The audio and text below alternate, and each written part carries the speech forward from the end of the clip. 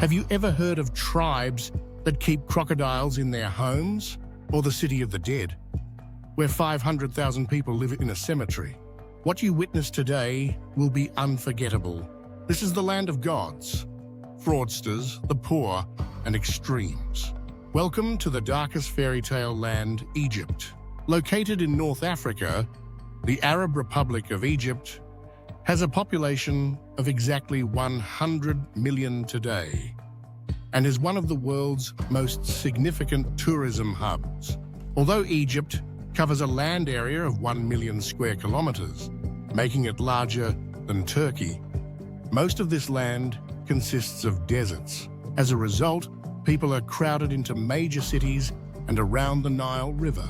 This congestion makes the capital, Cairo, with its population of 22 million, one of the most chaotic and challenging places in the world. Our first stop will be Cairo. And trust me, you won't be able to erase what you see from your mind. Cairo, the largest metropolis in Africa and the Arab world, is listed as a UNESCO World Heritage Site and is considered an ancient city where life still continues.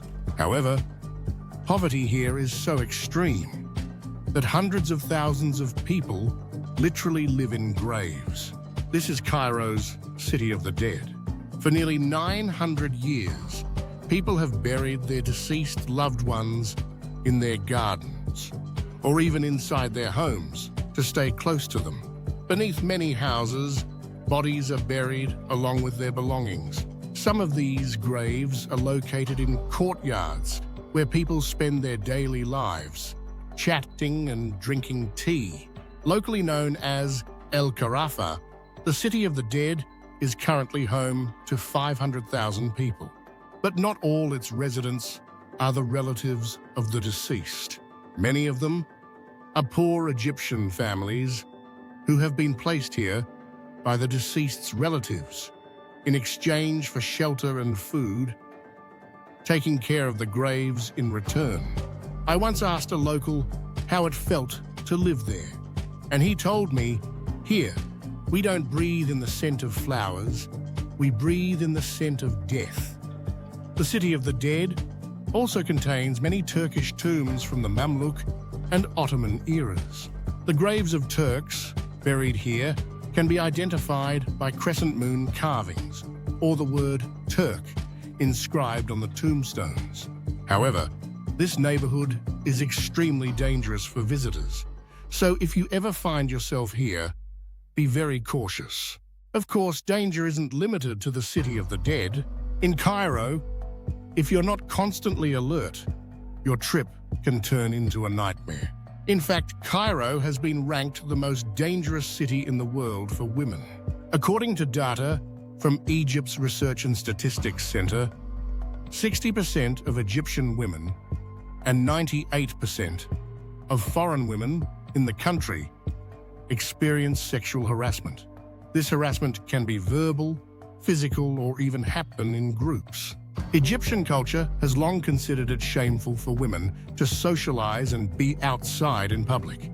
Because of this, men often feel entitled to harass women. In fact, until 2014, sexual harassment was not even considered a crime in Egypt. Can you believe it? Although laws now impose fines or prison sentences for harassment, a woman without a male companion is still considered an easy target. Even worse, instead of holding men accountable, society often blames women. Because of this, girls are subjected to a horrifying practice at a very young age: female genital mutilation. I won't go into detail, but in countries like Egypt, female circumcision involves the partial or complete removal of the clitoris, significantly reducing or eliminating sexual pleasure. In medical terms, this is known as female genital mutilation, FGM. Although it was banned in Egypt in 2016, reports from the United Nations show that Egypt remains one of the top 4 countries in the world where FGM is still widely practiced.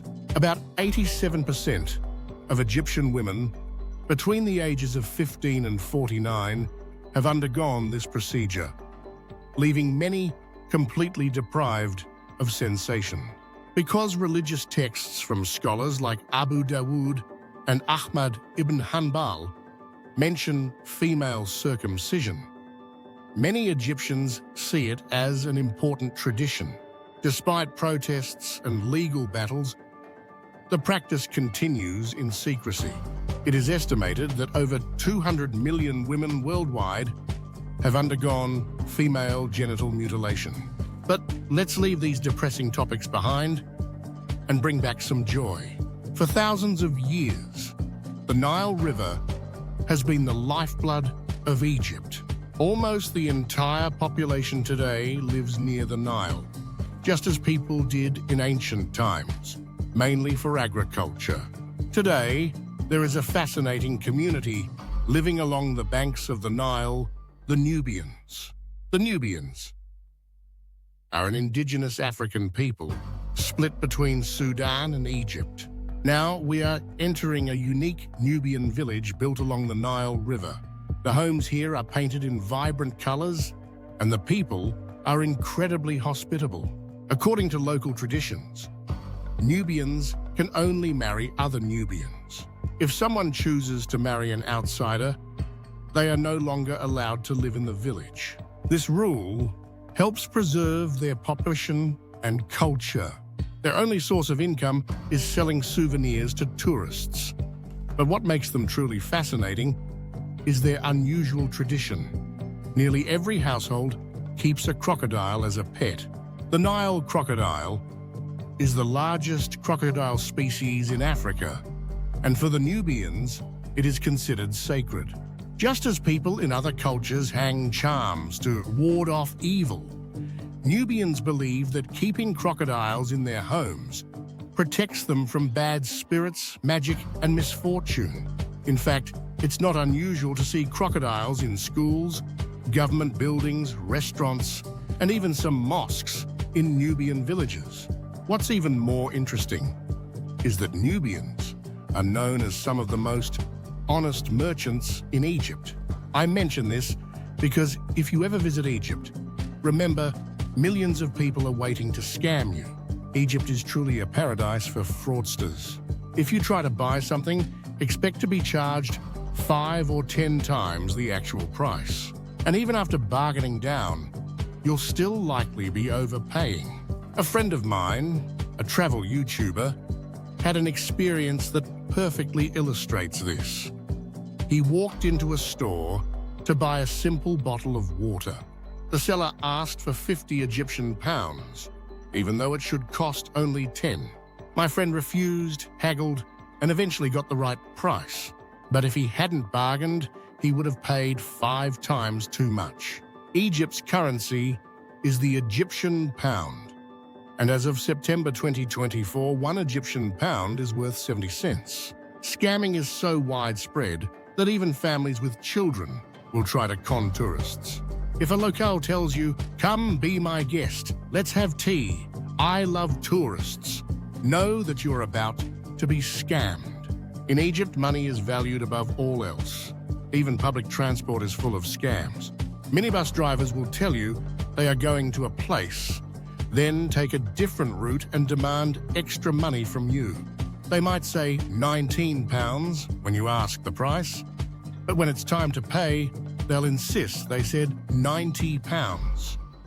This is a place where extreme poverty has erased all ethical boundaries.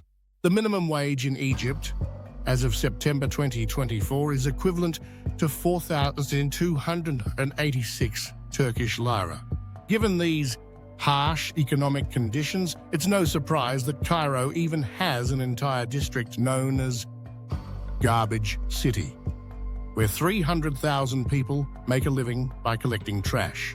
Despite its dangers, chaos, and scams, Egypt remains one of the most extraordinary countries in the world. It is a land of contradictions, full of beauty and darkness, of rich history and extreme poverty, breathtaking sights and everyday crime. And if you ever visit, don't forget to be cautious. See you in the next adventure.